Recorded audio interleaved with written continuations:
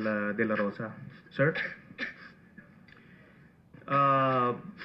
Dito sa mga, at least dun sa 2 cases na nilabas ng ating chairman, nakikita na yung mga statistics na nire-report ng PNP kasama yung mga ganitong mga kaso. So, kaya nga ako I question the wisdom, bakit itong mga nasa baba ang tinitira, when in fact, kung yung mga drug lords na malalaki, identified nyo na. And ito, based on the 2 testimonies, or for that matter, at least yung kay Mary Rose, parang naglilinis sila ng mga connection nila dun sa drug links, dun sa mga drug syndicates. So, bakit ganun yung naging strategy natin dito sa pagsugpok nyo ng illegal drugs? Bakit yung mga may hirap, yung mga pusher na, in this case, sila pa yung mga nagre-recycle ng mga droga, and in the case of Hara kanina, yung tatay nadamay din. Tapos yung Peter Lim, na yun yung in-identify nyo na talagang isa siya sa national drug lords, nakausap pa mismo ng presidente, and ngayon he is walking freely.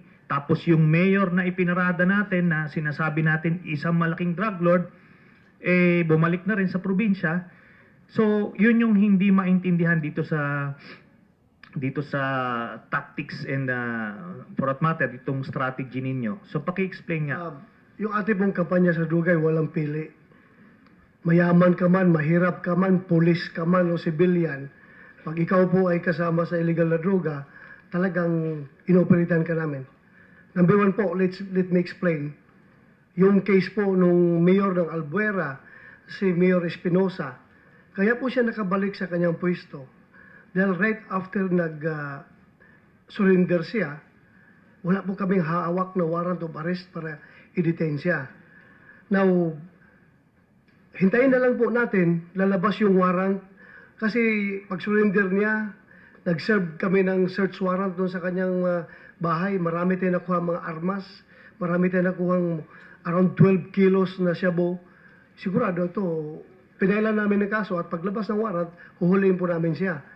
Sa ngayon po, why nakabalik siya sa pagiging mayor? Siguro tanungin natin yung DILG kung anong status niya. Basta kami, on the criminal side, on the criminal aspect of him, wala po kaming hawak, may panghawakan na para i-detain siya at pigilan siya na bumalik ng pagiging mayor. Okay. So, which brings me to my next question. So, itong narco list na sinasabi, ano ang basis nito, at least do sa barangay level? Dahil, kunyari, sa AFP, meron tinatawag na order of battle, ito, binabalidate ito, tinatriangulate ito ng iba't ibang mga agencies. Yung dito sa PNP, ano ang basis, sir, nitong mga narco list na ito? Binibigay ba ito ng mga barangay captain? Or paano nyo ginagawa ito, General? Ito po ay combination na po, Your Honor, sa mga listahan na binigay ng mga barangay kapitan ng BADAC at saka yung listahan na galing sa police station. Itong mga nasa lista ng watch list po natin sa mga drug personalities. So anong wala rin tayong pinanghahawakan sa kanila, in short, sir? When you say pinanghawakan na hard evidence, yeah, wala po. Kasi kung may hard evidence tayo, hindi lang watchlist yan. Talagang pinailan natin ang kaso. Okay. Marami po tayong alam kasi na nag-operate dyan based on reports sa intelligence na talaga sila ang involved. Pero iba po yung intelligence, iba yung investigation. So anong ginagawa natin, sir, doon sa mga nagsosurrender? Pag kinakatok natin sila na nandun sila sa listahan, magsosurrender sila, anong plano natin gawin, sir, sa kanila? Para doon po sa mga users, Your Honor, alam naman po siguro natin lahat na tayo po ay kulang sa drug rehabilitation center. Kulang po tayo sa infrastructure to cater to these numbers of surrenderers.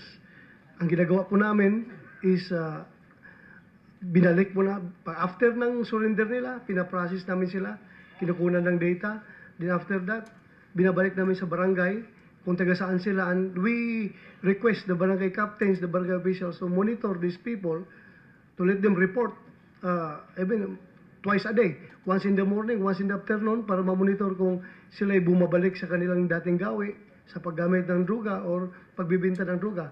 That's the most that we can do for the moment, Your Honor. Well, naintindihan ko, no? But yun na nga, may mga reports din dito na yung mga nag-surrender na in just a couple of days, sila naman yung mga tinutumba na, sir, ano?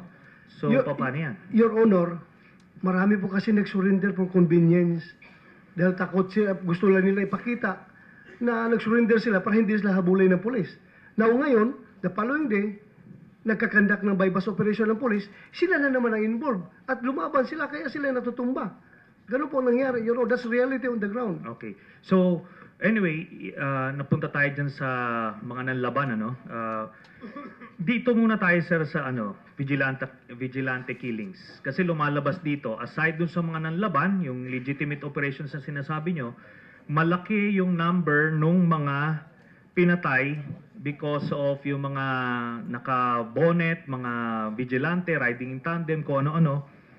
Nagbigay na ba kayo ng order, sir, sa PNP na ihinto na yung mga RD ninyo, mga PD, na pagka hindi nila napigilan itong vigilante killings, ay i-relieve nyo sila?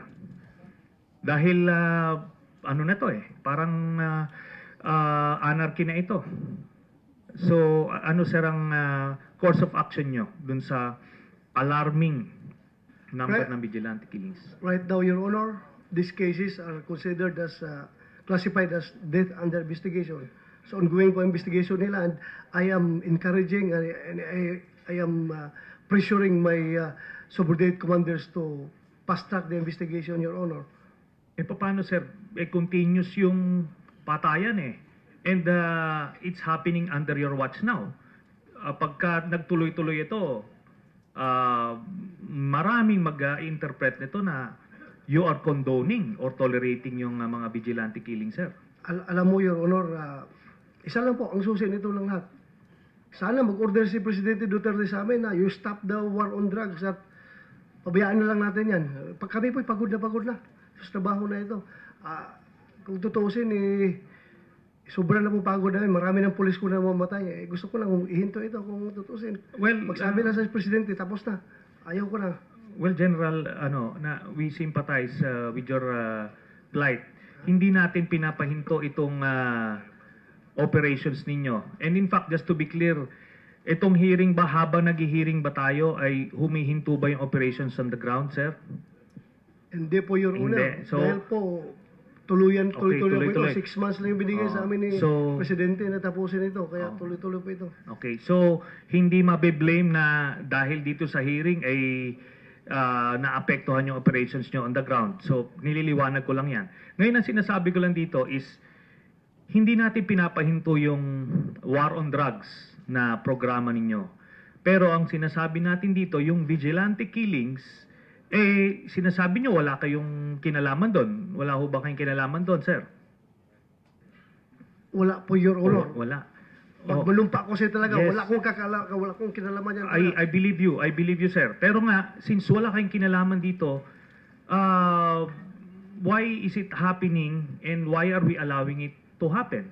Pwede nyo naman, sir, bigyan ng directive yung mga PD ninyo na pagka hindi nyo nahinto yung mga vigilante killings na yan, i-relieve ko kayo. Pwede yun, sir, Pwede yun. Pwede, sir. Pwede. Pero hindi nyo pa, sir, na bigay yung order na yun. Hindi pa. Mayroon akong directive dyan na talaga imbestigahan nila, Your Honor. But right now, yung aking mga tao kasi, Your Honor, is busy dito sa war on drugs.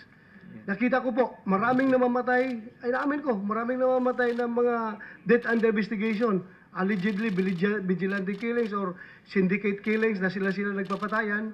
Pero ito pong yung aming kampanya ngayon is nasa amin po yung momentum kaya hindi po kami ayaw kong sabihin ko naman sa kanila na i-relieve ko kayo o tatanggalin ko kayo sa pwesto dahil yung death and investigation niyo hindi niyo na nabigyan ng tuldok, hindi niyo na pahinto.